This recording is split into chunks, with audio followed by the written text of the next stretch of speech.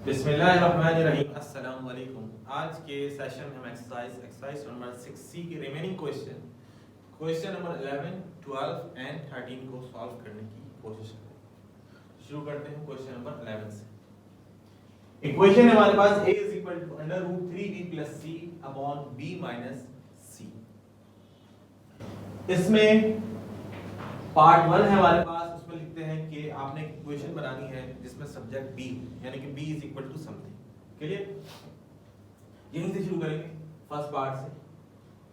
अब अगर गौर से देखा जाए तो b हमारा जो है वो रूट के अंदर मौजूद है।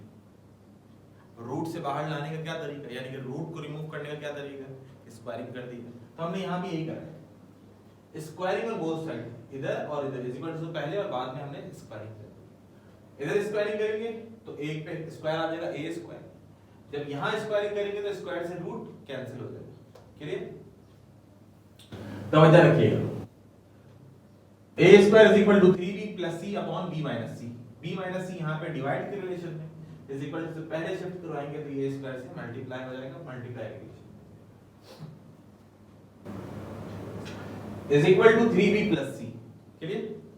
a स्क्वायर को b से मल्टीप्लाई करें a square b, a square को c से मल्टीप्लाई करें a square c is equal to 3b + c as it is अपनी जगह पर मौजूद। जितने b वाली टर्म्स हैं उन सबको एक तरफ शिफ्ट कर लीजिए। ये +3b है इज इक्वल टू, से पहले लिया ये तो जाएगा -3b। क्लियर? ये देखिएगा a स्क्वायर b, ये 3b इज इक्वल टू, से पहले आया तो -3b इज इक्वल टू के बाद ये 3b तो वहां से लेंगे, क्या रहेगा हमारे पास c, ये आ गया c। ये -a² c इसको यहां लिया गया तो हो जाएगा +a² c। क्लियर? इसमें और इसमें क्या कॉमन, b कॉमन है, तो यहां से क्या आ गया a² - 3 इज इक्वल टू ये वाली टर्म एज इट इज। ऐसा क्यों करा? ऐसा इसलिए करा ताकि हमारी इक्वेशन जो है वो b पर बन जाए, क्योंकि b यहां पे इस ब्रैकेट के साथ क्या हो रहा है, मल्टीप्लाई। जब इस ब्रैकेट को मल्टीप्लाई से इज इक्वल टू के बाद शिफ्ट करेंगे तो ये आ जाएगा डिवाइड के रिलेशन में, तो इक्वेशन आ जाएगी हमारे पास b = c + a² c divide by a² - 3। Clear? Second part में लिखते हैं b की वैल्यू फाइंड आउट करें कब, जब a 2 के बराबर हो एंड c = 5। क्लियर? b की वैल्यू फाइंड आउट करेंगे, b क्या होगा, यही वाली इक्वेशन में b मालूम करना है।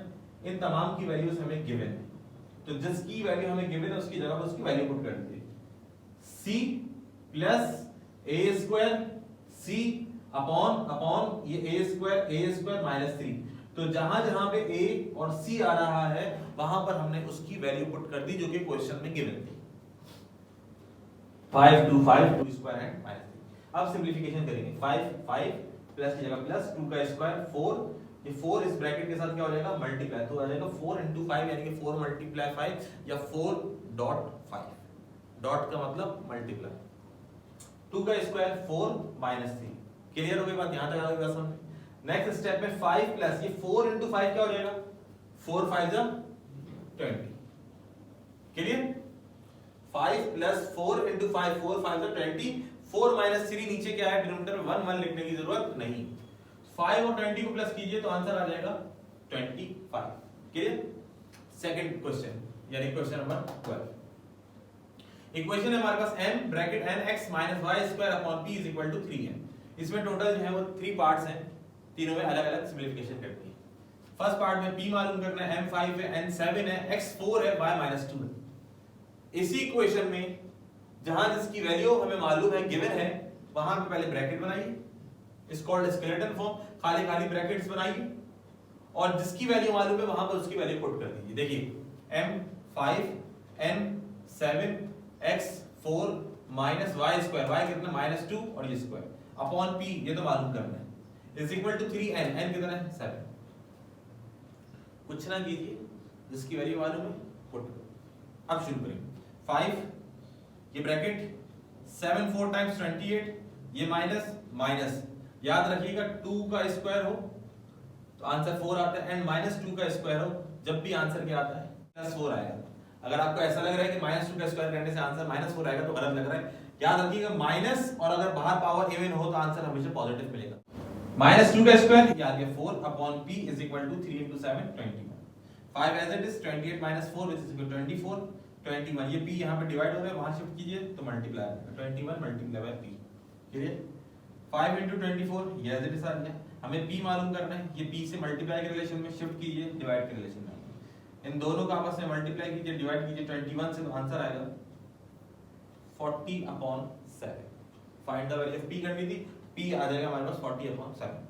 सेकंड पार्ट, n मालूम करना है, m 14 है, p 9 है, x की वैल्यू 2 है और y की वैल्यू 3। तो कुछ रख लीजिए सबसे पहले, तो क्वेश्चन में जिसकी वैल्यू गिवन है उसकी जगह उसकी वैल्यू पुट कर दीजिए। m x - y² upon p, p कितना है हमारे पास 9 यानी इज इक्वल टू 3, n नहीं मालूम, n मालूम कर 14 2 को n से कीजिए 2n माइनस 3 का square 9 upon 9 is equal to 3n। ये 14 इस ब्रैकेट से मल्टीप्लाई होगा, ये 9 यहां डिवाइड हो रहा है, इज इक्वल टू के बाद शिफ्ट कीजिए, तो 9 3 टाइम्स 27n हो जाएगा। क्लियर? 14 को 2 से मल्टीप्लाई 28, 14 को 9 से मल्टीप्लाई कीजिए 126 इज इक्वल टू 27n। ये प्लस 27n है, इज इक्वल टू से पहले शिफ्ट कीजिए, माइनस 126 इज इक्वल टू के बाद शिफ्ट कीजिए। सिंपल इज दैट, n को एक तरफ कर लीजिए, कांस्टेंट को एक तरफ कर लीजिए। 28n - 27n is equal to 126 and 28 - 27 is equal to 1n। Simple is that n is equal to 126। Question में था कि n की वैल्यू फाइंड आउट करें, तो n is equal to 126। Part C, y मालूम करना है, m 5 है, n is equal to 4, p is equal to 15, x is equal to 42। इसी क्वेश्चन में, क्वेश्चन कौन सा है हमारे पास, ये रहा। इसी इक्वेशन में तमाम वैल्यूज पुट कर दी, अलबत्ता जो मालूम रही है उसकी वैल्यू को हम फाइंड आउट करेंगे। m ये आ जाएगा m, उसके बाद है nx, nx minus y², y की वैल्यू को फाइंड आउट करनी है अपॉन p, p की जगह कितना है 15 is equal to 3n, n कितना है हमारे पास 4। यहां तक आ गई बात समझ में? जिसकी वैल्यू मालूम थी, क्वेश्चन में गिवन थी, उसकी जगह उसकी वैल्यू को पुट कर दी। 5 4 into 42 which is equal to 168 minus y² upon 15 is equal to 3 into 4 12। 5 1 times और 5 3 times 15। क्लियर? अब यहां पे आ गया 168 minus y² upon 3 is equal to 12। Next step में ये 3 यहां पर लिखा हुआ है, डिवाइड के रिलेशन में इसको हम शिफ्ट कर देंगे इज इक्वल टू के बाद, तो ये हो जाएगा multiply relation 12 into 3 which is equal to 36। Clear? ये प्लस 36 इधर ले आइए, minus y² is equal to के बाद शिफ्ट कर दिए प्लस y²। 168 माइनस 36 132, इस पे लगा हुआ स्क्वायर, स्क्वायर रिमूव करने का तरीका सिंपल इज दैट, रूट ले लीजिए। तो हमने 132 का रूट लिया, तो आंसर आया y is equal two plus minus 11.48। Clear? Question number 30। Question number 30 में क्या लिखते हैं, a is equal to 1/3 pi r square h plus 4/3 pi r cube। Find करना है, यानी कि a की वैल्यू बतानी क्या है, कब h 15 है, r 7 है और पाई की वैल्यू आपने पुट करनी है 3.142। इसी क्वेश्चन में जिसकी वैल्यू मालूम है वो पुट कर 1/3 pi r square h plus 4/3 pi r की जगह पे 7 क्यूब। क्लियर? कुछ नहीं कीजिए, कैलकुलेटर उठाइए, बहुत ज्यादा आसान है। हो सकती है 3 1 टाइम्स एंड 3 5 टाइम्स। क्लियर? ये कैंसिल हो गए, तो हमारे पास आया 3.142, 7 का स्क्वायर 49 और यहाँ पे 5। इधर कुछ कैंसिल नहीं हो सकता, तो हमने सिंपल इसको एज इट इज लिख दिया 4 3.142, 7 का क्यूब होता है 343 और ये डिवाइड बाय 3। इन तीनों को आपस में मल्टीप्लाई कीजिए, ये तो आंसर आएगा हमारे पास 769.79। 4 3.142 मल्टीप्लाई 343, तीनों को मल्टीप्लाई कीजिए और फिर इसको डिवाइड कर दीजिए 3 से, तो आंसर आएगा हमारे पास 1436.94। ये दोनों आपस में क्या हो रहा है, ऐड, इन दोनों को ऐड कर लीजिए, तो हमारे पास a की वैल्यू आ जाएगी 2206.73। सेकंड पार्ट, h मालूम करना है कब, जब पाई 3.142 है, a हमारे पास 15,400 है और r is equal to 40। Find the value of h। h क्या होगा ये मालूम, a की जगह पर 1/3 पाई r स्क्वायर, r मतलब 14 का स्क्वायर, h नहीं मालूम 4/3 पाई r। यहां मैंने पाई रखा है, आप चाहें तो पाई की जगह पर पाई की वैल्यू उसी स्टेप में पुट कर सकते हैं। मेरे पास जगह का इश्यू था तो इस वजह से मैंने फर्स्ट स्टेप में पाई पुट नहीं करा, आप चाहें तो पुट कर दीजिएगा।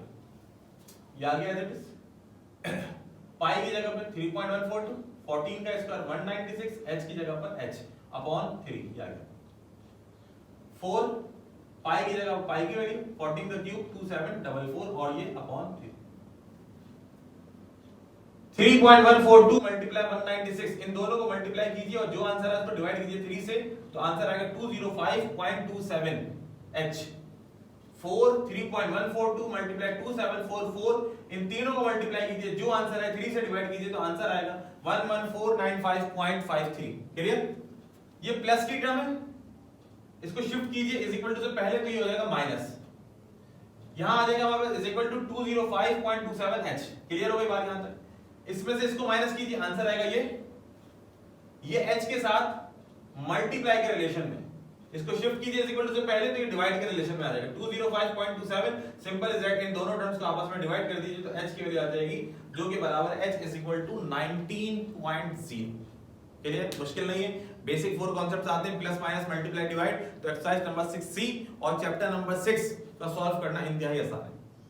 आप इन बेसिक 4 कांसेप्ट को समझ जाइए। सबसे मोस्ट इंपोर्टेंट कांसेप्ट जो इस चैप्टर के अंदर था वो है एलसीएम। एलसीएम लेना सीख जाइए, देन उसके बाद हम जैसे आगे बढ़ते गए तो यहाँ पे हम लास्ट क्वेश्चन जो अभी हमने किया इसके अंदर हमारे पास कांसेप्ट है प्लस माइनस मल्टीप्लाई डिवाइड। आज के सेशन में इतना ही, इंशाल्लाह फिर नेक्स्ट सेशन में इसके रिमेनिंग क्वेश्चन के साथ जल्द आपके सामने हाजिर होंगे। अपना ख्याल रखिएगा, अल्लाह हाफिज।